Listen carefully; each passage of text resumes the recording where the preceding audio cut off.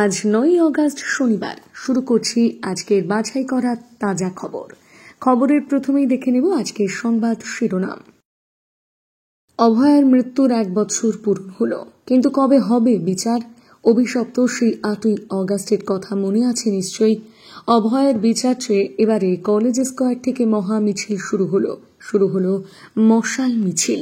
কিন্তু বিচারের জন্য গোটা বিশ্ব তাকিয়ে রয়েছে। এই খবরের বাকি অংশ দেখব বিস্তারিততে। পরীক্ষায় বসতে পারবেন না বহু চাকরিহারা শিক্ষক, কি জানিয়েছে সুপ্রিম কোর্ট, দেখাবো বিস্তারিত অংশে। অভিষেকের সঙ্গে এবারে রুদ্ধদ্বার বৈঠক করলেন কল্যাণ। শেষমেশ কি বরফ গলল, কি জানা গেল বৈঠক শেষে, জানবেন বিস্তারিত অংশে। নবান্ন থেকে সিইও দপ্তরে গেল চিঠি, এসআইআর নিয়ে বড় অবস্থান রাজ্যের। বাংলার একটা নাম বাদ গেলে লক্ষ লক্ষ মানুষকে নিয়ে কমিশনের অফিস ঘেরাও করব, হুঁশিয়ারি দিলেন অভিষেক বন্দ্যোপাধ্যায়। রামের পর সীতা বিহার ভোটের আগে জানকী মন্দিরের ভূমি পুজো, রাহুল বাবাকে অমিত বাণ দেওয়া হলো। ভোট আদায়ের ছক, বাঙালিকে অহেতুক ভয় দেখাচ্ছে মমতা, এনআরসি ইস্যুতে পাল্টা দিলেন হেমন্ত বিশ্ব শর্মা। এসআইআর বিতর্কের মাঝে বাংলার 500 ভোটার কার্ড বাতিল।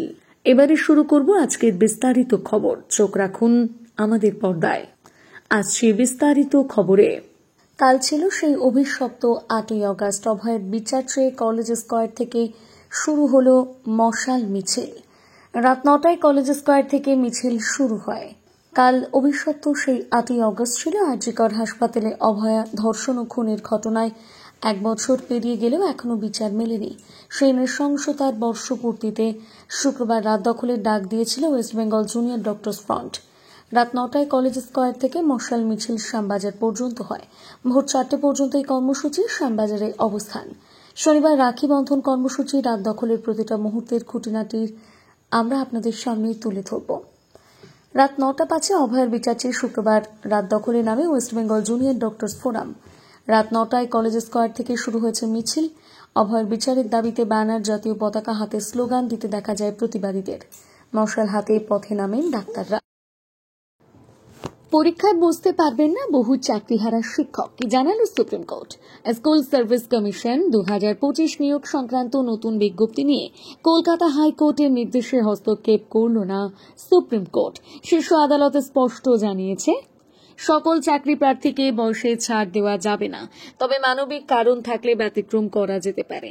এই সিদ্ধান্তে কয়েক হাজার চাকরিহারা শিক্ষক এসএলএসটি 2025 পরীক্ষায় বসতে পারবেন না বলে স্পষ্ট হয়েছে। 26,000-এর বেশি চাকরি বাতিলের রায় দেওয়ার পর নতুন বিজ্ঞপ্তি জারি হয়েছে এসএসসির। কিন্তু বিজ্ঞপ্তির একাধিক নিয়ম নিয়ে আপত্তি জানিয়ে কলকাতা হাইকোর্টে যান চাকরিহারা প্রার্থীরা। তাদের দাবি ছিল 2016 সালের মতোই বিজ্ঞপ্তি প্রকাশ করা উচিত, যাতে বয়সসীমা, শূন্যপদ সংখ্যা এবং নম্বর নিয়মে পুরনো শর্ত বজায় থাকে। কিন্তু বিচারপতি সৌমেন সেন এবং বিচারপতি স্মিতা দাসের বেঞ্চ জানিয়ে দেয়, কমিশনের বিজ্ঞপ্তিতে হস্তক্ষেপ করা হবে না। আদালতের মতে দ্রুত শূন্যপদ পূরণই এখন সবচেয়ে জরুরি, নইলে আরও জটিলতা তৈরি হতে পারে। এই রায়ের বিরুদ্ধে সুপ্রিম কোর্টে যান মামলাকারীরা। শুক্রবার বিচারপতি সঞ্জয় কুমার এবং বিচারপতি সতীশ চন্দ্র শর্মার বেঞ্চ জানায়, পূর্ববর্তী রায়ে বলা হয়েছিল সবাইকে বয়সে ছাড় দেওয়া যাবে না, তবে ক্যান্সার আক্রান্ত শিক্ষক সোমা রায়ের মতন বিশেষ পরিস্থিতিতে ব্যতিক্রম হতে পারে। অর্থাৎ এসএলএসটি 2025-এ মানবিক কারণ ছাড়া বয়সের ছাড় মিলবে না। প্রার্থীদের অভিযোগ ছিল, নতুন বিজ্ঞপ্তিতে মুখ্যমন্ত্রীর ঘোষণার পরেও বয়সের ছাড়ের ক্ষেত্রে সীমাবদ্ধতা রাখা হয়েছে। কমিশন জানিয়েছে, সাধারণ প্রার্থীদের বয়স সীমা 21 থেকে 40 বছর, ওবিসি, এসসি, এসটি ও শারীরিক প্রতিবন্ধীদের ক্ষেত্রে নিয়ম অনুযায়ী ছাড় থাকবে। এছাড়া শুধুমাত্র বিশেষ পরিস্থিতিতে চাকরিহারা প্রার্থীদের জন্য বয়সের ছাড় প্রযোজ্য হবে। উল্লেখযোগ্যভাবে 2016 সালের নিয়োগ মামলায় সুপ্রিম কোর্টের রায় 25,752 জনের চাকরি বাতিল হয়। সেখানে একমাত্র ব্যতিক্রম ছিলেন ক্যান্সার আক্রান্ত সোমা রায়। তৎকালীন প্রধান বিচারপতি সঞ্জীব খান্না ও বিচারপতি সঞ্জয় কুমার মানবিক কারণ দেখিয়ে তার চাকরি বহাল রাখেন। বীরভূমের নলহাটি 1 নম্বর ব্লকের মধুরা হাই স্কুলে বাংলার শিক্ষক হিসেবে তিনি এখনো কর্মরত। এই সিদ্ধান্তে স্পষ্ট, এসএলএসটি 2025 পরীক্ষায় সবাইকে বয়সে ছাড়ের সুযোগ দেওয়া হবে না। ফলে বহু চাকরিহারা শিক্ষক আবারও নিয়োগ প্রক্রিয়া থেকে বাদ পড়বেন। অভিষেকের সঙ্গে রুদ্ধদ্বার বৈঠক কল্যাণের, শেষমেশ গলল কি বরফ? সর্বভারতীয় তৃণমূল সাধারণ সম্পাদক অভিষেক বন্দ্যোপাধ্যায়ের সঙ্গে বৈঠক। সদ্য লোকসভার দলের চিফ হুইপের পদ থেকে ইস্তফা দেওয়া কল্যাণ বন্দ্যোপাধ্যায়ের বৃহস্পতিবার রাতে দুই সাংসদের বৈঠক হয়েছে। যদিও সেই বৈঠকে দুজনের মধ্যে ঠিক কি কথা হয়েছে সে ব্যাপারে দু তরফের বিশদে কিছুই জানানো হয়নি। তবে বৈঠক নিয়ে মুখ খুলেছেন কল্যাণ বন্দ্যোপাধ্যায় নিজে। সম্প্রতি লোকসভা তৃণমূলের চিফ হুইপের পদ থেকে ইস্তফা দিয়েছেন শ্রীরামপুরের সাংসদ কল্যাণ বন্দ্যোপাধ্যায়। কৃষ্ণনগরের তৃণমূল সাংসদ মহুয়া মৈত্রের সঙ্গে এর আগেও একাধিকবার তার প্রকাশ্যে মতবিরোধ হয়েছে। মহুয়া যেমন কল্যাণ বন্দ্যোপাধ্যায়ের প্রসঙ্গে নানান সময় নানান মন্তব্য করেছেন, তেমন কল্যাণও বারবার মহুয়াকে পাল্টা জবাব দিয়েছেন। মমতা বন্দ্যোপাধ্যায় দলের লোকসভা এবং রাজ্যসভার সাংসদদের নিয়ে সম্প্রতি বৈঠক করেন। লোকসভায় দলের মধ্যে সমন্বয়ের অভাব রয়েছে বলে জানান তৃণমূল সুপ্রিমো। তারপর সেদিন কল্যাণ বন্দ্যোপাধ্যায় লোকসভার দলের মুখ্য সচেতকের পদ থেকে ইস্তফা দেন। দল ছাড়ার পর কল্যাণ বন্দ্যোপাধ্যায় জানিয়েছিলেন তিনি অভিষেক বন্দ্যোপাধ্যায়ের সঙ্গে কথা বলবেন। এরপর বৃহস্পতিবার রাতে রাজধানী দিল্লিতে দুই সাংসদের মধ্যে আলোচনা হয়েছে। সেই বৈঠক শেষে কল্যাণ বন্দ্যোপাধ্যায় জানিয়েছেন খুব ভালো আলোচনা হয়েছে, যদিও বৈঠকের আলোচনা নিয়ে অভিষেক বন্দ্যোপাধ্যায় কিছুই জানাননি। বৃহস্পতিবার রাতে ওই বৈঠক প্রসঙ্গে শ্রীরামপুর সাংসদ আরও বলেছেন, সব বিষয়ে আমাদের মধ্যে আলোচনা হয়েছে, খুব ভালো আলোচনা হয়েছে। সাম্প্রতিক সময়ে কল্যাণ বন্দ্যোপাধ্যায়কে সরিয়ে লোকসভা তৃণমূলের সাংসদ কাকলি ঘোষ দস্তিদারকে দলের চিফ হুইপ করা হয়েছে। বীরভূমের তৃণমূল সাংসদ শতাব্দী রায়কে করা হয়েছে ডেপুটি চিফ হুইপ। দলের পদ ছাড়ার পর থেকে কল্যাণ বন্দ্যোপাধ্যায় লাগাতার দলেরই একাংশের বিরুদ্ধে মুখ খুলে গিয়েছেন। তৃণমূল সুপ্রিমো মমতা বন্দ্যোপাধ্যায়ের বিরুদ্ধেও প্রকাশ্যে সংবাদ মাধ্যমের সামনে কল্যাণ এমন কিছু মন্তব্য করেছেন যা নিয়ে বিতর্ক তৈরি হয়। মমতা দিকে যারা গালাগাল করেন দিদি তাদের সম্মান দেন, এমনও মন্তব্য শোনা গিয়েছে কল্যাণের মুখে। তবে কি এবার অভিষেকের সঙ্গে বৈঠক শেষে আপাতত ধীরে চলো নীতি নিচ্ছে কল্যাণ? সময়ই তার উত্তর দেবে। নবান্ন থেকে সিইও দপ্তরে গেল চিঠি, এসআইআর নিয়ে বড় অবস্থান রাজ্যের। প্রস্তুত নয় রাজ্য। বিহারের স্পেশাল ইন্টেন্সিভ রিভিশন বা ভোটার তালিকার বিশেষ ও নিবিড় সমীক্ষা হলেও বাংলায় তা এখনো সম্ভব নয়। সূত্রের খবর, শুক্রবার রাজ্যের মুখ্য নির্বাচনী আধিকারিককে এই মর্মে চিঠি দিয়ে সেই কথাটাই জানিয়েছে রাজ্য সরকার। সেই চিঠিতে বাংলার মুখ্য সচিব মনোজ পন্থ জানিয়েছেন, রাজ্য এখন এসআইআর এর জন্য প্রস্তুত নয়, আর এভাবে ভোটার তালিকার বিশেষ ও নিবিড় পরিমার্জনা করা যায় না। এর জন্য ন্যূনতম 2 বছর সময় প্রয়োজন। সম্প্রতি নির্বাচন কমিশনকে চিঠি দিয়ে রাজ্যের মুখ্য নির্বাচনী আধিকারিক বা সিইও দপ্তর জানিয়েছিল যে এসআইআর এর জন্য বাংলা প্রস্তুত, কিন্তু এবার সেই চিঠিকেই যেন পক্ষান্তরে খারিজে মরিয়া নবান্ন। তড়িঘড়ি রাজ্যের অবস্থান বুঝে কমিশনের সিইও দপ্তরে চিঠি পাঠালেন মুখ্য সচিব। বোঝালেন এখনো সময় হয়নি। পাশাপাশি মুখ্য সচিব পন্থের পাঠানো সেই চিঠিতে ক্ষোভ ঝরে পড়েছে বলে সূত্রের খবর। কেন রাজ্যের সঙ্গে আলোচনা না করে সিইও দপ্তর কমিশনকে চিঠি পাঠালো, সেই প্রশ্ন তোলা হয়েছে মুখ্য সচিবের পাঠানো চিঠিতে। তবে রাজ্যের এই অবস্থান কিন্তু একেবারেই সহজ চোখে দেখছে না বিজেপি। এদিন কেন্দ্রীয় প্রতিমন্ত্রী সুকান্ত মজুমদার বলেন, সবটাই বোঝা যাচ্ছে এরা যেন তেন প্রকারণে এসআইআর আটকাতে মরিয়া। কারণ ভোটার তালিকায় নিবিড় পরিমার্জন হলে রোহিঙ্গাদের ভোটে জেতাই সরকার মুখ থুবড়ে পড়বে। তবে কমিশন দেশের সার্বভৌমত্বকে বাঁচানোর জন্য অবশ্যই পদক্ষেপ করবে। আর এসআইআর ছাড়াও বিজেপি বাংলার নির্বাচনে যেতে নারাজ। উল্টো দিকে তৃণমূলের তরফে মুখপাত্র অরূপ চক্রবর্তীর দাবি, এসআইআর নিয়ে প্রহসন চলছে।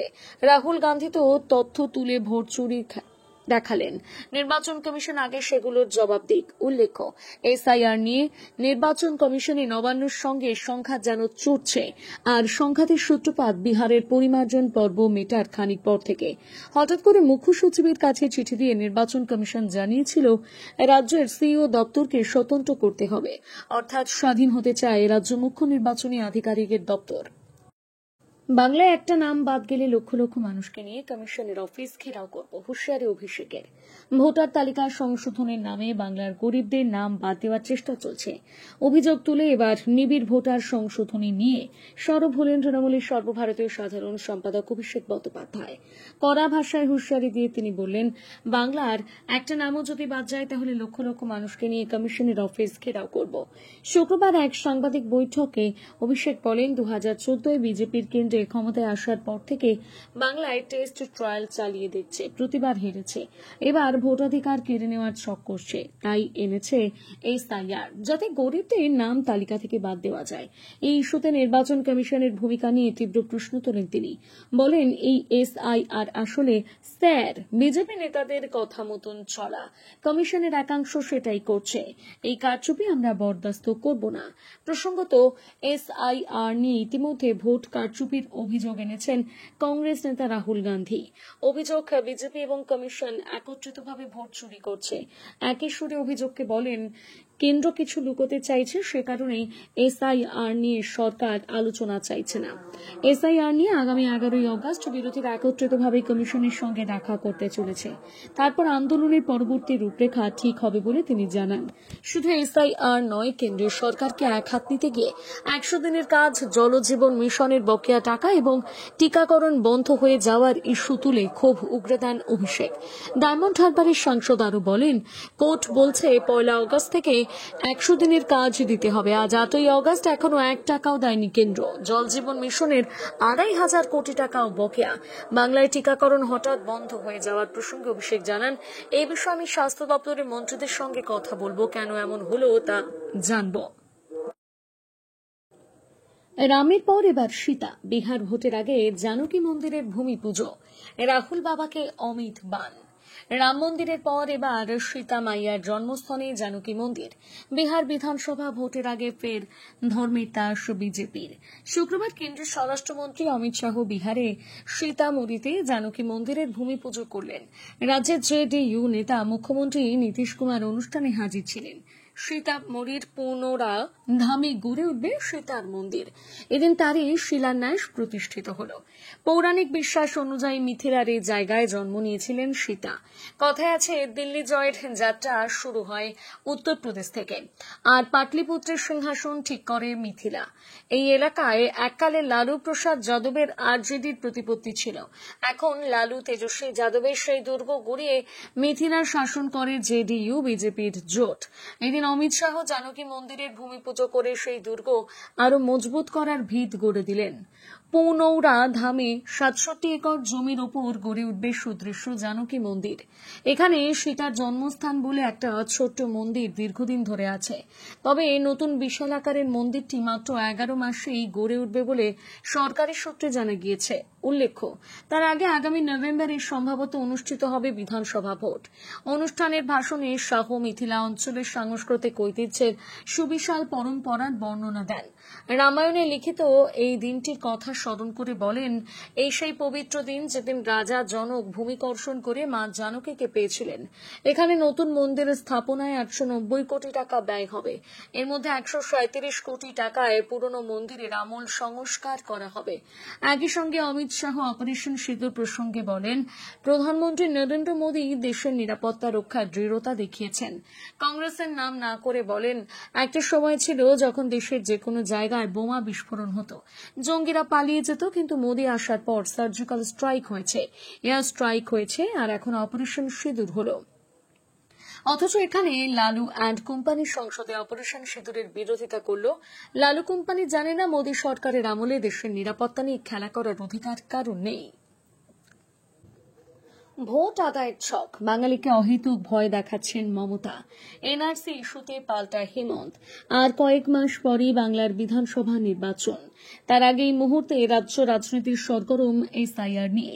পাশাপাশি ফের একবার যুক্ত হয়েছে এনআরসি রোহিঙ্গা ইস্যু।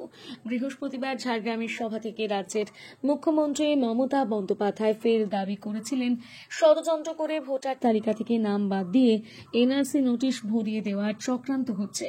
তবে মমতার এই দাবি সম্পূর্ণ নস্যাৎ করলেন অসমের মুখ্যমন্ত্রী হেমন্ত বিশ্ব শর্মা। মমতা ইতিমধ্যেই দাবি করেছেন, অসম থেকে এনআরসি চিঠি এসেছে বাংলায়, একাধিক পরিবারকে নোটিশ দেওয়া হয়েছে। কিন্তু অসমের মুখ্যমন্ত্রী হেমন্ত বিশ্ব শর্মার দাবি, ভোটের আগে মানুষের মধ্যে ভয়ের সৃষ্টি করতে চাইছে মমতা, তাই ইচ্ছে করে হয়তো কথা বলছেন। হেমন্তের কথা, এনআরসি নিয়ে কোনো ঘোষণা হয়নি, আর তার আগেই বাঙালিদের মধ্যে আতঙ্ক তৈরি করেছেন বাংলার মুখ্যমন্ত্রী।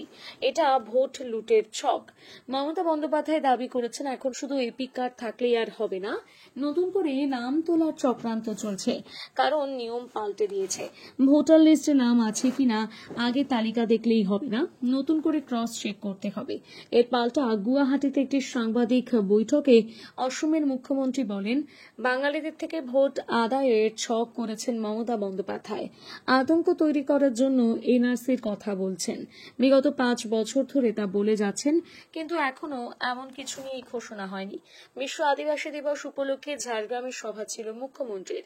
সেখান থেকে ফের একবার ভোটার লিস্ট এনআরসি ইস্যুতে মুখ খোলেন তিনি। বিজেপি নির্বাচন কমিশনকে নিশানা করে বলেন, আমি জানি না এটা আমার বলা ঠিক কিনা, তবে কেন্দ্রীয় সরকারের পরিকল্পনা রয়েছে। তার কটাক্ষ, ওরা সোনার চামচ মুখে দিয়ে জন্মেছে, তারা কি করে বুঝবে খেটে খাওয়া মানুষের কথা। এর পাশাপাশি বাংলা ভাষার ইস্যুতেও ফের এদিন সরব হন তিনি। এসআইআর বিতর্কের মাঝে বাংলায় 500 ভোটার কার্ড বাতিল। এসআইআর বিতর্কের মাঝে বাংলায় বাতিল হয়ে গেল 500 ভোটার কার্ড। সিইও দপ্তর সূত্রে জানা গিয়েছে, তারা প্রত্যেকেই বাংলাদেশি, কিন্তু তাদের এদেশের ভোটার কার্ড ছিল। বিহারে এসআইআর শুরুর পর থেকে তৎপর ফরেনার্স রিজিওনাল রেজিস্ট্রেশন অফিস ইতিমধ্যে ভুয়ো ভোটারের একাধিক অভিযোগ উঠেছে। যে সমস্ত এলাকায় ইমিগ্রেশন আধিকারিকরা রয়েছেন তারা খতিয়ে দেখছেন ভোটার কার্ড। জানা যাচ্ছে, গত 3 মাসে এরকম 500 জনের ভোটার কার্ড পাওয়া গিয়েছে, যারা আদতে বাংলাদেশি, কিন্তু তাদের বিদেশের ভোটার কার্ড রয়েছে। বিমানবন্দর, বনগাঁ সহ একাধিক জায়গায় ইমিগ্রেশন আধিকারিকরা এই বিষয়টি নিয়ে অত্যন্ত তৎপরতার সঙ্গে কাজ করছেন।